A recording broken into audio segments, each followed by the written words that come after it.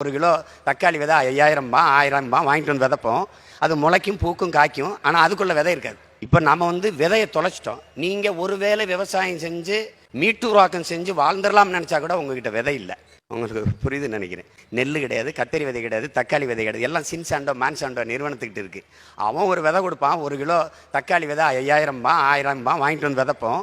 அது முளைக்கும், பூக்கும், காய்க்கும். ஆனால் அதுக்குள்ள விதை இருக்காது. நான் மறுபடியும் விதைக்க வேண்ட தான் போகணும். இந்த மாதிரி சூழலில் இருக்கிறது தான் அதை உணர்த்துறதுக்கு தான் கடைசி விவசாயி என்று பேரை வச்சு அந்த படத்தை எடுத்தார். அவர் காது கேட்காம நடிக்கணும், ஆனால் எல்லாமே பொருத்தமில்லாமல் பேசணும். என்ன சொல்கிறாங்க அப்படின்னு அப்போ அவர் பேசணும். போகலாமா? அவர் பார்த்துருப்பீங்க அந்த படத்தை. அது எப்படி அவர் அதை உள்வாங்கிக்கிட்டு முதல் படத்திலே அவ்வளவு நேர்த்தியாக அது நடிச்சிருக்காருன்னு சொல்ல முடியாது. இந்த கடைசி விவசாயின்னு ஏன் மணிகண்டன் பேர் வச்சுருப்பாருன்னா, அவ்வளோதான், விவசாயத்தை விட்டு எல்லாம் வெளியேறிட்டோம், அவர் தான் கடைசி விவசாயி. அப்போ என்ன ஆகும்னு நீங்கள் நினச்சிக்கணும். ஒரு நாட்டில் ஒரு விவசாயி வாழ்கிறான் வளர்கிறான் என்றால் அந்த நாடு வாழுது வளருது என்ற அர்த்தம்.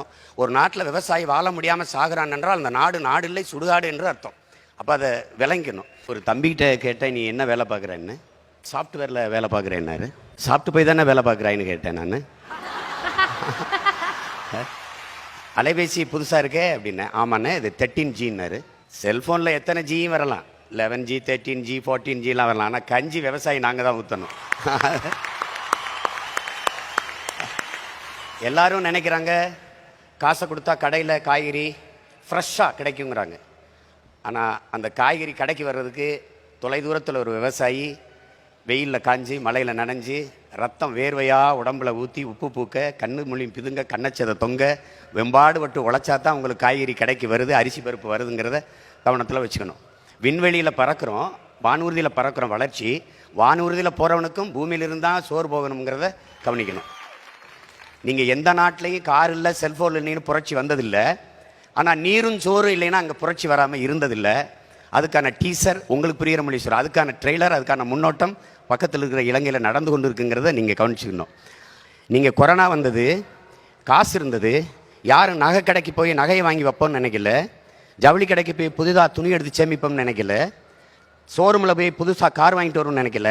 எங்கே மளிகை கடை திறந்துருக்கு, எங்கே காய்கறி கடை திறந்துருக்குன்னா நீங்கள் தேடினீங்க. அப்படின்னா உணவின் அவசியத்தை நீங்கள் புரிஞ்சுப்பீங்கன்னு நினைக்கிறேன். உலகத்தில் வேளாண்மையை கைவிட்ட எல்லா நாடுகளும் பிச்சை எடுக்குது. நீங்கள் தொழில் வளர்ச்சிங்கிறீங்க. தொழில் வளர்ச்சி, வேலை வாய்ப்பு, வேலை பார்த்தா சம்பளம் கிடைக்கும். சம்பளத்துக்கு என்ன செய்வீங்க? நல்லா சாப்பிடுவீங்க. சாப்பாடு எங்கேருந்து வரும்?